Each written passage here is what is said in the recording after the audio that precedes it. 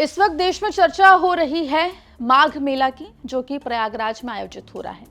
माघ मेला में स्वामी अभिमुक्तेश्वरानंद सरस्वती महाराज को संगम में स्नान की अनुमति ना देना अब मेला समिति और उत्तर प्रदेश सरकार प्रशासन के ऊपर सवाल खड़े करता हुआ दिखाई दे रहा है। आपको बता दें कि एक एक करके अलग अलग संत जो हैं वो शंकराचार्य स्वामी अभिमुक्तेश्वरानंद सरस्वती महाराज के समर्थन में आते हुए दिखाई दे रहे हैं। जिस दुर्व्यवहार का आरोप प्रशासन के ऊपर, पुलिस के ऊपर लगाया जा रहा है, उसके खिलाफ अब संतों में नाराजगी भी दिखाई दे रही है। एक और दिग्गज संत इस पूरे मामले में सामने आए हैं, उनका बयान सामने आया है। कौन से हैं वो संत, क्या है बयान, विस्तार से हम इस रिपोर्ट में आपको बताएंगे।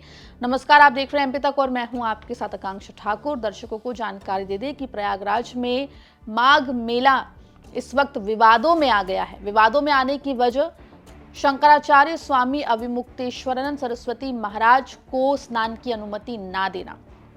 मेला समिति का यह आरोप कि जिस वक्त शंकराचार्य स्नान के लिए पहुंचे उस वक्त उनके साथ बेहद भीड़ थी। ऐसे में सुरक्षा व्यवस्था को ध्यान में रखते हुए उनको स्नान करने से रोका गया। वहीं दूसरी ओर शंकराचार्य और उनके अनुयायियों का यह आरोप है कि प्रशासन ने, पुलिस ने, मेला समिति ने उनके साथ दुर्व्यवहार किया, बटुकों के साथ मारपीट की गई। इन तमाम आरोपों के बीच में आपको बता दें कि एक और दिग्गज संत जो हैं वो सामने आए हैं और प्रशासन का कड़े शब्दों में प्रशासन की निंदा करते हुए दिखाई दिए हैं। आपको बता दें कि द्वारिका की शारदा पीठ के शंकराचार्य स्वामी सदानंद सरस्वती महाराज भी शंकराचार्य अभिमुक्तेश्वरानंद के पक्ष में आ गए हैं।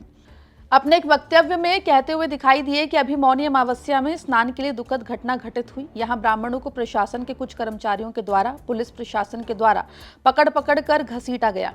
उन्होंने ये भी कहा कि ये लोग धर्म का अर्थ नहीं जानते, पढ़ेंगे तो जानेंगे। शिखा जो होती है वहां ब्रह्मारंध्र होता है, ब्रह्मारंध्र का अपमान नहीं किया जाता। आगे उन्होंने कहा कि ब्राह्मणों के छोटे छोटे विद्यार्थी थे, साधु भी थे, उसमें उनको रोका गया, उनको घसीट करके उनको दंड दिया गया। ये शासन का अहंकार है। ये सत्ता हमेशा नहीं रहती है, कभी अपनी सत्ता का दुरुपयोग नहीं करना चाहिए। गंगा स्नान करने जाने वाले लोगों को गंगा स्नान से रोकने वाले को हत्या का पाप लगता है। आगे उन्होंने कहा कि ये शास्त्र का वचन है, मेरा वचन नहीं है। गंगा स्नान करने में जो विघ्न डालता है उसे गौ हत्या का पाप लगता है, इसलिए ऐसा काम कभी नहीं करना चाहिए। यदि कोई बल हमें प्राप्त हुआ है, कोई शक्ति हमें प्राप्त हुई है, कोई ताकत हमें प्राप्त हुई है तो उसका दुरुपयोग नहीं करना चाहिए। प्रशासन के इस कृत्य की हम घोर निंदा करते हैं।